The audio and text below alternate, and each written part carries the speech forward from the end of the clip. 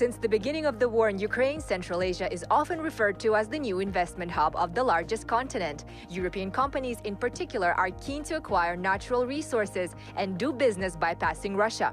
How much investment is really coming into Kazakhstan, Uzbekistan, Kyrgyzstan, and Turkmenistan, and from where? Welcome to East-West Connect. We're highlighting business and economic developments in Kazakhstan and the wider Central Asian region, connecting with Europe and beyond. According to the United Nations, Kazakhstan attracted 15.7 billion in new projects in 2024, securing its position as the leading destination for investments in the North and Central Asia region. The country saw 88% increase in investment compared to 2023, and it now accounts for 63% of all investments in the region. Here are the figures for some other Central Asian states. Uzbekistan managed to secure $4 billion,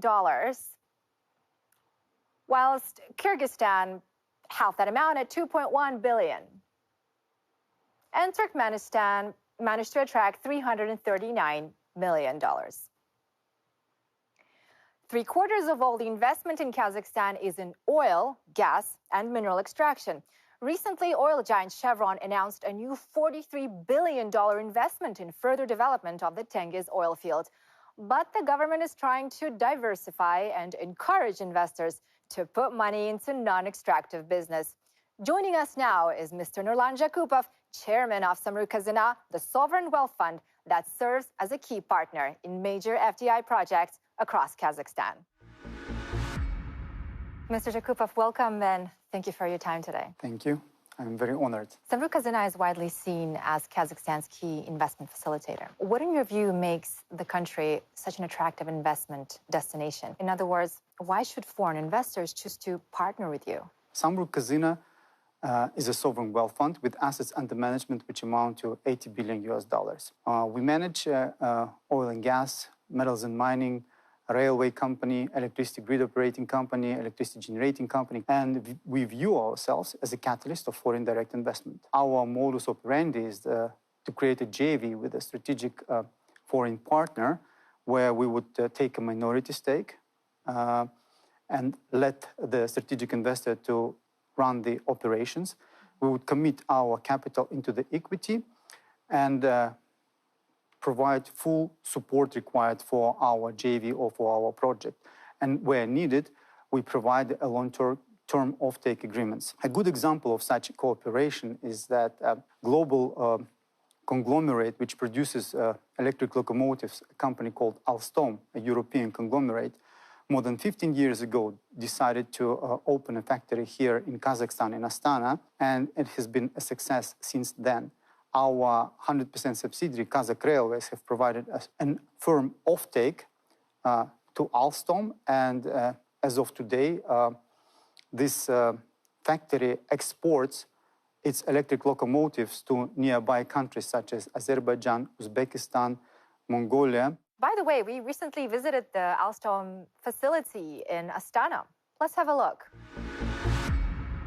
Kazakhstan's logistics network is growing. According to the Ministry of Transportation, auto freight to Europe is up by 8.5% since 2023, with railway transit volumes reaching 28 million tons. Some investors have already seized the opportunity, such as the 170 million euro project between Alstom and the Kazakh wealth fund Samruk-Kazyna, which involves modernizing railway signaling and producing low-carbon locomotives for Kazakhstan and beyond. The company credits Samruk-Kazyna's strategy as crucial to establishing their business in Kazakhstan. In fact, they provide two key things. The first one is that they provide a framework which is stable and clear for a long period of time. And within this framework, it enables us to localize activity instead of going to the market because we don't have visibility of where we're going. The offtake contract of Samruk gives you a view over a certain number of years of where you're going and what you can do and cannot do in a given country. Kazakhstan is the only country where Alstom produces full-cycle electric locomotives. With over 450 units made, Alstom plans to introduce six-wheeled locomotives by 2029 to improve container transport between ports. We are an investor, so we like stability, and these offtake agreements are providing just this stability over a long period of time for importing and starting to deliver product from Kazakhstan in Kazakhstan. Samruk-Kazyna and Alstom are now expanding their railway partnership, preparing to export wide-gauge locomotives widely used across the CIS market. Your own analysis suggests that government involvement in the economy can hinder investment. Yet, as a state-owned fund, Samruk-Kazyna is key to facilitating investment projects in Kazakhstan. How do you reconcile that?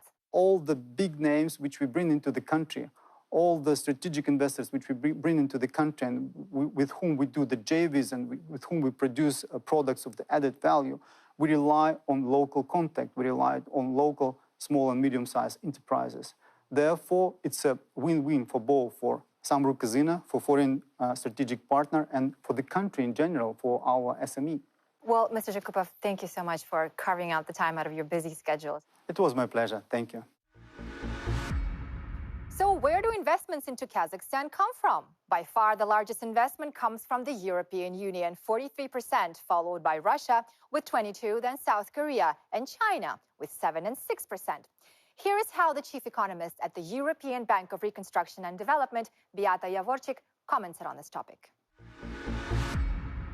Kazakhstan has enjoyed an increase in FDI flows, particularly in greenfield projects.